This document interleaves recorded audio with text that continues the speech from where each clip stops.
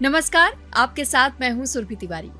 आप सभी का बहुत स्वागत है हमारे खास show Girish Pareek talk show में। बात कर लिए और अब बात होगी चौथी राशि यानी कि कर्क राशि की। बिल्कुल, अब आपका भी इंतजार खत्म हो चुका है और जो जितनी व्याकुलता के साथ में आप जानना चाह रहे थे कि ये समय आपके लिए कैसा होने वाला है, तो आपको ये भी बताएंगे, थोड़ा सा धैर्य रखिए। लेकिन सबसे पहले तो एक छोटा सा सवाल, कर्क राशि से जुड़े हुए लोगों से जुड़ी हुई बात जो मैंने सुनी है, ये मैं खुद गिरीश जी से पूछना चाहूँगी। पारिक जी, वैसे देखिए, कर्क राशि के लोगों के लिए भी मैंने ये सुना है कि ये बहुत सेंसिटिव लोग होते हैं और अगर इन्हें कोई भी अगर नोन में खास तौर पे अगर उन्हें कोई ऐसी बात कह देता है तो ये बहुत जल्दी उसे अपने दिल पे ले लेते हैं। ये सच है क्या? देखिए, ये आपको बताऊंगी। देखिए, कर्क राशि के जो अधिपति हैं वो है चंद्रमा, है ना। और चंद्रमा मन के कारक हैं, माता के कारक हैं, इमोशंस के कारक हैं, इमेजिनेशन के कारक हैं। और मज़े की बात है कि संसार में जितना भी जल है, ओशंस हैं, उनके भी कारक जो हैं वो चंद्रमा ही। इसलिए चंद्रमा का एक नाम हमने हिमांशु भी रखा हुआ है, हिमांशु यानी बर्फ का गोला। तो ये होते हैं सेंसिटिव। और जितने भी आपको बड़े से बड़े जो कलाकार मिलेंगे जिन्होंने काफ़ी अच्छा लिखा है ना, कवि मिलेंगे, लेखक मिलेंगे, वो निश्चित रूप से चंद्रमा की राशि से जुड़े हुए होते हैं। बेसिकली बहुत अच्छे और भले लोग होते हैं, है ना। भगवान राम खुद कर्क राशि के अधिपति थे। तो ये बहुत भले होते हैं, अपने शत्रुओं को भी माफ़ करने वाले होते हैं, करुणा अवतार होते हैं। लेकिन इनके साथ में ये होता है कि लोग इनका गलत फ़ायदा उठा लेते हैं। जितना ये लोगों के लिए काम आते हैं, अपना सब कुछ सर्वस्व लुटा करके भी लोगों का भला करते हैं, या घर में, परिवार में, रिश्तेदारों के साथ में, उतना ही लोग पीठ पीछे इनके साथ में अच्छा व्यवहार नहीं करते। तो ये बात इनको काफ़ी दुख देती जब इनको पता चलता है। कई बार ऐसा होता है कि छोटी छोटी बातें जो है वो इनको काफ़ी विचलित कर देती है। तो मैं इनको हमेशा यही सलाह देता हूँ कि वो हर बात अपने मन पे ना लें। और बाकी तो कर्क राशि वाले बहुत अच्छे होते हैं, इसमें तो कोई संशय है ही नहीं। ठीक है, तो अब बात हम कर्क राशि के बारे में और डिटेल में करेंगे और ये भी अब हम जानेंगे कि आपने सभी राशियों के बारे में जैसे बताया, तो कर्क राशि के बारे में भी अब मैं जानना चाहूँगी कि इनका समय क्या अच्छा होगा या चैलेंज से भरा हुआ होगा। देखिए, सबसे अच्छी बात तो ये है कि कर्क राशि का जो ये समय है, ये निश्चित रूप से मैं बोलूँगा कि पहले से तो काफ़ी बढ़िया होने वाला है। क्योंकि इनको अष्टम ढैया थी 2.5 साल से, काफ़ी बीमारी से ये लोग जूझ रहे थे और हेल्थ इश्यूज काफ़ी थे। सारे काम इनके धीरे धीरे अटक करके हो रहे थे। कहीं पे भी इनकी जो प्लानिंग है वो सही नहीं हो रही थी। अगर इन्वेस्ट कर रहे थे तो उनको ज़्यादा मुनाफा नहीं हो रहा था। घर में भी थोड़ा सा ना तू मैं चल रही थी, काफ़ी मिसअंडरस्टैंडिंग भी हो रही थी रिलेशनशिप को लेकर के। तो मैं अब बोलूँगा कि उन सब चीज़ों से इनको डेफिनेटली मुक्ति मिल गई है। अच्छा, आपने इससे पहले जैसे कई राशियों को लेकर के बताया कि इनकी एंट्री इस वाहन पर हो रही है या इस पद पर हो रही है, तो ये जब आपने जिक्र किया कर्क राशि को लेकर के, तो यहाँ शनि की एंट्री कैसे हो रही है, ये भी जानना चाहूँगा। बहुत बढ़िया सवाल आपने किया और मैं बताता हूँ आपको। एक्चुअली में देखिए क्या है कि जैसे हम नॉर्थ इंडिया में पाया बोलते हैं, साउथ इंडियन में इसको बोलते हैं मूर्ति निर्णय। तो यहाँ पे इनके साथ में एक इतनी अच्छी बात हो रही है सुरभि की, चांदी के पाए से मतलब रजत मूर्ति से शनिदेव का आगमन हो रहा है। तो ये सबसे शुभ शनिदेव माने जा रहे हैं। तो आप ऐसा समझिए कि अगर शनिदेव का दुष्प्रभाव किसी भी राशि को हो रहा है और अगर वो रजत पाद से आ रहे हैं, मतलब चांदी के पाए से आ रहे हैं, तो वो काफ़ी हद तक उसका दुष्प्रभाव कम कर देते हैं। अगर शुभ प्रभाव है तो कई गुना उनका शुभ प्रभाव बढ़ा देते हैं। तो यहीं पे जैसे आप बोलते हैं ना कि आपने पहला मोर्चा तो कर्क राशि वालों ने यहीं पे मार लिया है कि उनका बहुत बढ़िया समय इसलिए आ रहा है क्योंकि रजत पास से आ रहे हैं शनिदेव, है ना। और दूसरा, इससे क्या होगा कि उनका मन खुश रहेगा, प्रफुल्लित रहेगा। और जो इतनी बाधाएं उन्होंने 2.5 साल में झेली है, उनसे उनको मुक्ति मिलने वाली है। दूसरा क्या है कि जो राहु देव है वो अष्टम भाव में अभी थोड़ा ठीक नहीं है, और केतु भी जो है वो दूसरे घर में मतलब वाणी के भाव में। तो मैं इनको ये आगाह करूँगा कि वाणी से जो विवाद ना हो, है ना।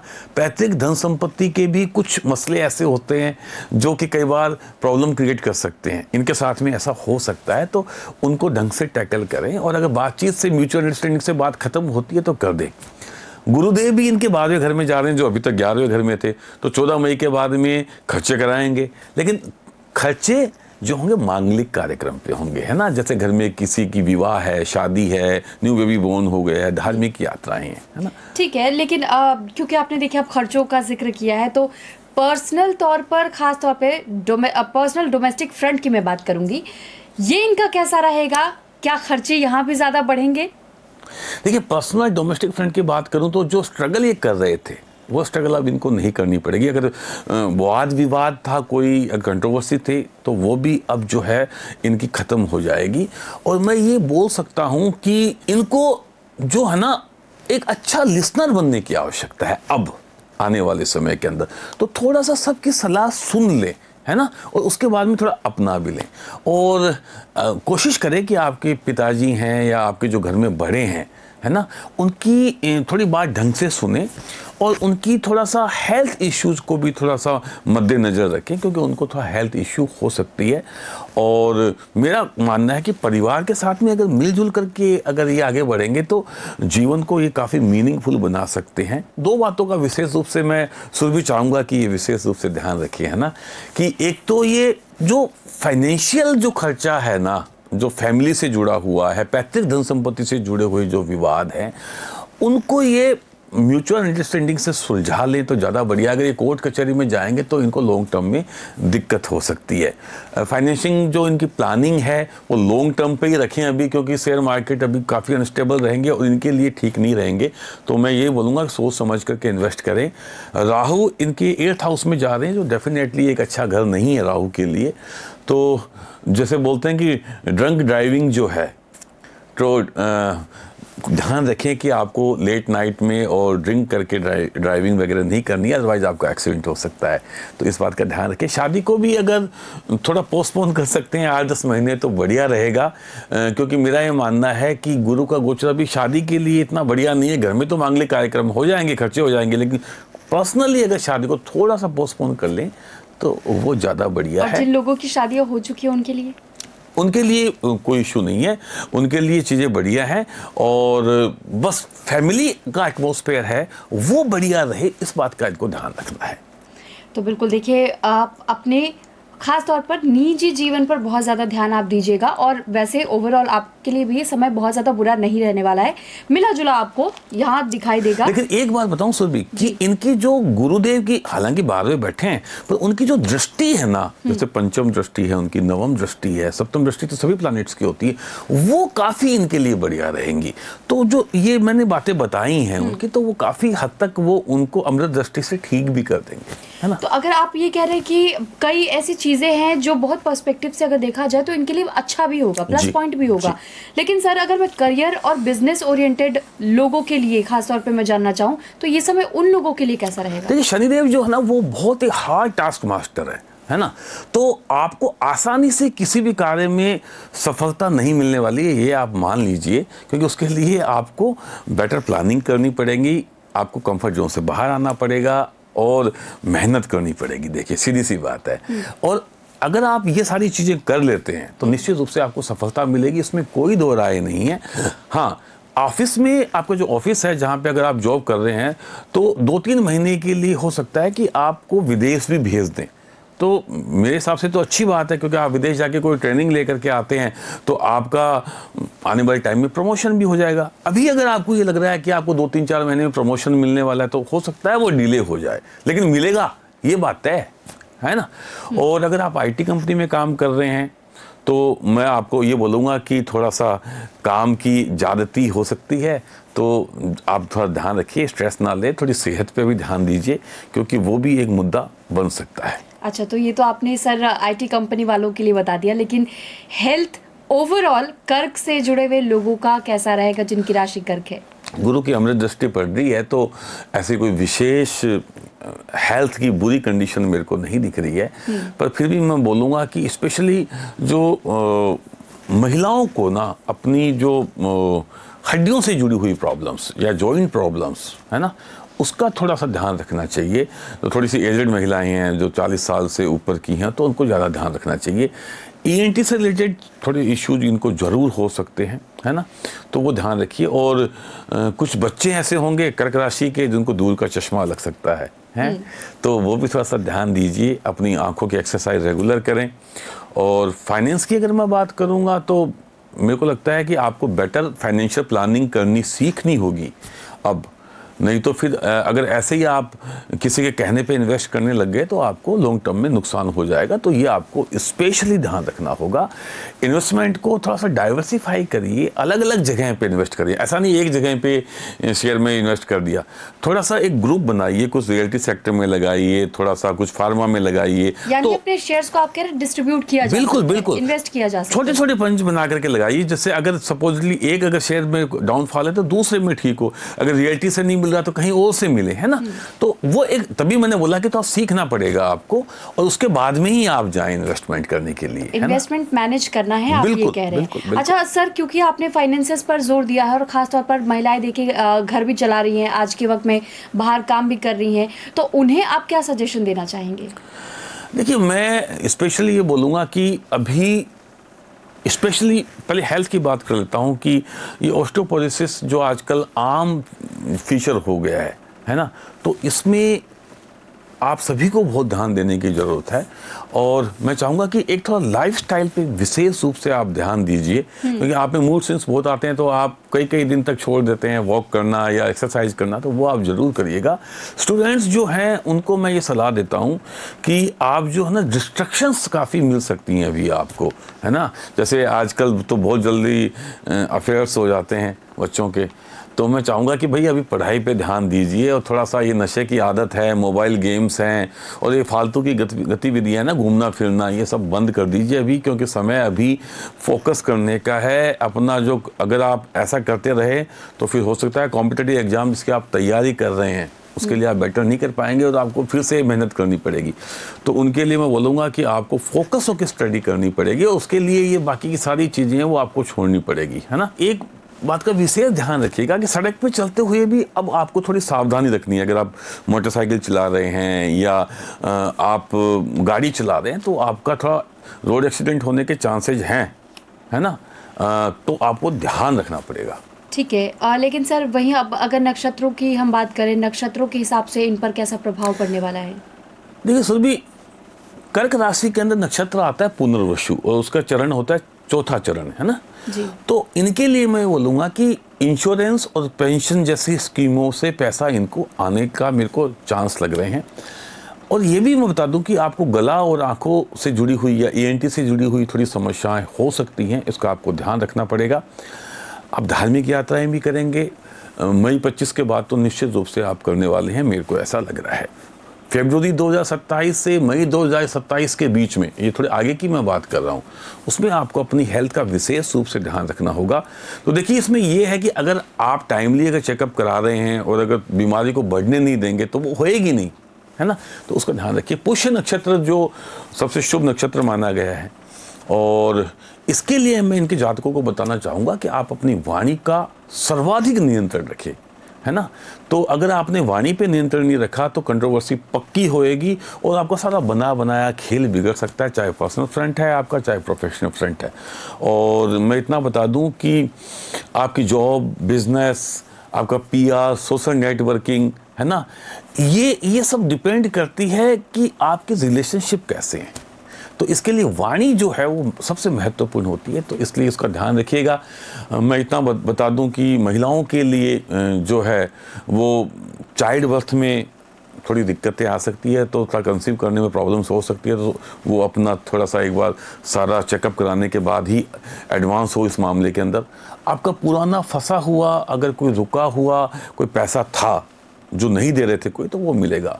आश्लेषा के नक्षत्र के लिए बात करूं तो आपके जितने भी पुराने जो ऐसे पेंडिंग मैटर थे कानूनी जो दब गए थे, हो सकता है एकाएक उठे। मैं ये भी बोलूँगा कि आप लॉन्ग ड्राइव, आप लंबी दूरी की यात्राएं खुद ना करें गाड़ी चला करके, वो ज़्यादा बढ़िया रहेगा। अगर आप पॉलिटिशियन हैं, अगर आप पॉलिटिक्स से जुड़े हुए हैं तो आपके पद में वृद्धि निश्चित रूप से होगी, ये मैं आपको बता देता हूँ। और आखिर में मैं अब आपसे कर्क राशि के लोगों के लिए एक महा उपाय भी जानना चाहूँगी। देखिए रेमेडीज और उपाय डिपेंड करता है आपकी श्रद्धा और विश्वास के ऊपर, है ना। तो मैं एक वैदिक रेमेडीज आपको बता रहा हूँ कि राहु काल में आप जो है नाग देवता की पूजा करें, है ना। और ये जैसे राहु काल आता है उसके अंदर नवनाग स्तोत्र का पाठ कर सकते हैं, और कुत्तों को आप खाना खिलाइए शनिवार के दिन। ये आपके लिए एक बहुत अच्छी रेमेडी है। शनिदेव की आप पूजा करते रहें, तिल का तेल का दीपक भी जलाएं शनिदेव के सामने। और एक रेमेडी आपको बहुत बढ़िया बता रहा हूँ कि चांदी की छोटी सी कटोरी के अंदर कुछ सैफरॉन लीव्स लेकर के केसर की जो पत्तियाँ होती है उनका टीका, मतलब उसमें पानी मिला करके उनका टीका जो है माथे पे लगाइए। और डार्क ब्लू और या नेवी ब्लू और ये ब्लैक कपड़े अगर आप अवॉइड कर सकते हैं, कम से कम शनिवार को तो आप ना पहने। जो कौवे होते हैं, है ना, उनको आप बेसन की भुजिया खिला सकते हैं, ये एक अच्छी रेमेडी है। और शनिदेव जो है घर के बुजुर्गों को, है ना, ये ओवरऑल जो वृद्ध लोग हैं उनको रिप्रेजेंट करते हैं, तो उनकी सेवा करिए। किसी वृद्धाश्रम में जाइए या अपने घर परिवार में जो बुजुर्ग हैं उनका आदर करिए। एक रेमेडी और मैं सुरभि बताना चाहूँगा कि जैसे शनिदेव की प्रिय धातु लोहा है, तो अगर आप धर्म स्थान में मंदिर में अगर आप लोहे के दरवाजे या ग्रिल लगाते हैं, वो भी एक बहुत अच्छी रेमेडी है। और भगवान शिव का रुद्राभिषेक करें। मेरे ख्याल से अगर ये रेमेडी आप करते हैं तो आपका बिल्कुल अनिष्ट नहीं होगा। और सबसे बड़ी बात, जैसा मैंने बताया कि अगर महादशाएं बढ़िया हैं, अंतर्दशाएं बढ़िया है, ग्रह स्थिति बढ़िया है, कुंडली अगर मजबूत है, तो निश्चित रूप से ऐसा कुछ अशुभ नहीं घटित होने वाला है। बस माइंड आपका जो है ना वो अकॉर्डिंगली होना चाहिए। देखिए क्या है, आज हम जो जितने भी वार्तालाप कर रहे हैं उसका मतलब यही है कि जब हमें मालूम है कि ग्रहों की चाल ये है, तो हम एज पर ग्रह हम अपने आप को उनके लिए मानसिक रूप से, शारीरिक रूप से, है ना, और साथ ही साथ में भावनात्मक रूप से अपने आप को तैयार कर लेंगे। जब माइंड बॉडी सोल जब एक कर लेंगे तो निश्चित रूप से हम जो प्रॉब्लम्स हैं उनको टैकल कर सकते हैं। और यही एस्ट्रोलॉजी का मुख्य जो ऑब्जेक्टिव है, या आप बोल लीजिए कि एस्ट्रोलॉजी का जो मुख्य जो राहत मिलती है वो यहीं से मिलती है। तो कर्क राशि मैं इसमें एक छोटा सा सवाल और ऐड ऑन करना चाहूँगी। 2 सवाल है मेरे। पहला ये कि आपने रेमेडीज़ में एक बात की ओर इशारा किया और ये कहा, लोगों को सजेस्ट किया, ये सिर्फ कर्क राशि के लिए अप्लाई होता है या सभी राशियों पर? क्योंकि हमने अमूमन तौर पर ये देखा है कि लोग दिन के हिसाब से कपड़े का रंग चुनते हैं। अगर शनिवार का दिन है तो वो काला ही पहनेंगे क्योंकि वो शनि देव का रंग है, ये मान करके चलते हैं। आपने कहा उसे अवॉइड करना चाहिए। दूसरा सवाल ये भी, एक ही साथ में दोनों सवाल ऐड ऑन कर रही हूँ। दूसरा सवाल ये भी, आपने कहा कि लोहा रखना चाहिए। शनिदेव बिल्कुल प्रसन्न रहते हैं, ठीक रहते हैं, थोड़े से शांत रहते हैं। तो ऐसे में क्या लोहे के रिंग भी कुछ लोग क्योंकि कैरी करते हैं, तो क्या ये पहनना भी ठीक है? नहीं, देखिए मैं आपको थोड़ा सा बता दूं, अभी मैंने जो स्पेशली कर्क राशि के जातकों के लिए जो रेमेडी बताई थी उसमें मैंने ये कहा था कि शनिदेव की प्रिय धातु जो है वो लोहा है, ऐसे गुरुदेव की प्रिय धातु है वो स्वर्ण है ना। तो चंद्रमा की जो है वो चांदी है, मंगल की है, और सूर्य की जो है वो ताम्र है यानी तांबा है। तो हर एक प्लैनेट की राशि होती है, उनके कलर होते हैं। तो आजकल ये आप सही बोल रहे हो, चलन में आ गया है कि सोमवार को सफ़ेद कपड़े पहनने हैं, मंगलवार को रेड पहनने हैं, तो आप पहन सकते हो। पर मेरे को ऐसा कोई लंबा चौड़ा इसमें मंतव्य समझ में नहीं आता, क्योंकि अगर किसी का मंगल खराब है तो लाल कलर का कपड़ा आप पहनेंगे क्या? अब राहु खराब है तो निश्चित रूप से काला रंग का और नेवी ब्लू कपड़ा तो पहनना ही नहीं चाहिए, है ना। और जैसे शनिश्चरी अमावस्या कल आ रही है तो कल आपको काला कपड़ा पहनना बिल्कुल नहीं चाहिए। तो मेरा ये मानना है कि ये डिपेंड करता है राशि टू राशि, पर आजकल ये फैशन बन गया है। मेरा ये मानना है कि अगर शनिवार को अगर काला कपड़ा आप ना पहने, क्योंकि काला कपड़ा जो है वो हमारे धर्मशास्त्र में शुभ नहीं माना गया है। आपने देखा होगा कि जितने एनर्जीज ब्लॉक होती है। हाँ बिल्कुल। और दूसरा आप देखिए कि आज भी हम अगर विलेन को दिखाते हैं और अगर हम राक्षसों को आप भी अगर फोटो देखेंगे तो आप काले कपड़ों में देखेंगे ज़्यादातर, है ना। तो काला कपड़ा, काला रंग जो है वो सत्ता का और पावर का है, और जो सत्ता पावर वो जो अहंकार और घमंड के वशीभूत होती है ना। तो मेरे ख्याल से इसको अवॉइड करें, स्पेशली इस वक्त तो कर्क राशि के जातकों को अवॉइड करनी चाहिए। दूसरा आपने बोला कि शनि की रिंग का, तो देखिए वो एक 7.5 का उपाय होता है या ढैया का उपाय होता है कि काले घोड़े की जो नाल पद्म जो उसके फ्रंट होता है, पद्म पर का मतलब हुआ फ्रंट राइट लेग की, और वो चलते चलते अपने आप निकल जाए, है ना, उसकी दाल बनानी चाहिए। वो ठंडी मतलब गर्म करके नहीं बनती है, वो ठंडी ठंडी उसको पीट पीट के लोहार बनाता है और बीच में उसके जोड़ भी नहीं होता, बीच में से थोड़ा सा कट लगा हुआ होता है। और उसकी पूरी एक विधि होती है पहनने की भी, है ना, कि वो पहले गर्म करो, उसको 6 बार कच्चे दूध में डुबो, 7वीं बार तेल में डुबो, फिर उसको काले कपड़े से पोंछ के शनिदेव का, वो पूरी एक विधि है उसको पहनने की। आजकल क्या हो रहा है कि बहुत ऐसा हो रहा है कि घोड़ों को काले रंग से रंग देते हैं, उसके बाद में वो उसी वक्त आपको निकाल के देते हैं, तो ये सब ढकोसलेबाजी है। मेरा ये मानना है कि अगर आप हनुमान जी की पूजा कर रहे हैं और शनिदेव की जो शिक्षा है, जैसे मेहनत करना, जैसे कि अपने पाँवों पे खड़ा होना, जैसे कि शॉर्टकट अब नहीं अपनाना सक्सेस के लिए, है ना, और सबसे बड़ी बात है कि अपने आप को प्रूव करने की हिम्मत रखना, घुटने नहीं टेकना, अच्छी बेटर प्लानिंग करना, तो निश्चित रूप से वो प्रसन्न होंगे। अपने कर्म अच्छे करते रहिए।